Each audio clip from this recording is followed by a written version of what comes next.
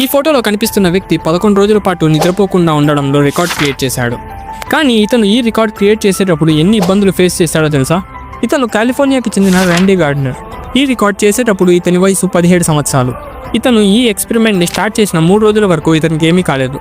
కానీ 3 రోజుల తర్వాత నుంచి తన మూడ్ స్వింగ్స్ చేంజ్ అవ్వడం, చిరాకు పడడం లాంటివి స్టార్ట్ అయ్యాయి.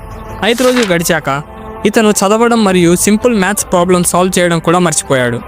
7 రోజులు గడిచాక ఇతనికి హెల్యూసినేషన్ స్టార్ట్ అయింది.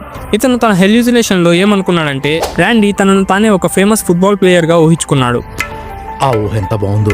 అండ్ అసలు ప్రపంచంలో లేని విషయాలు కూడా అతను ఉన్నట్టుగా ఆలోచించుకున్నాడు. అందుకని డాక్టర్స్ తన బాడీని మరియు బ్రెయిన్ని కంటిన్యూగా మానిటర్ చేస్తూ ఉన్నారు. కానీ డాక్టర్లు కూడా షాక్ అయ్యే విధంగా అతను 11 రోజుల పాటు అలా నిద్రపోకుండా ఉన్నాడు. ఈ 11 రోజుల ఛాలెంజ్ కంప్లీట్ అయ్యాక అతను 14 గంటల పాటు కంటిన్యూగా నిద్రపోయాడు. అండ్ అలా 14 గంటలు నిద్రపోవడంతో అతను ఫుల్గా రికవర్ అయ్యారు.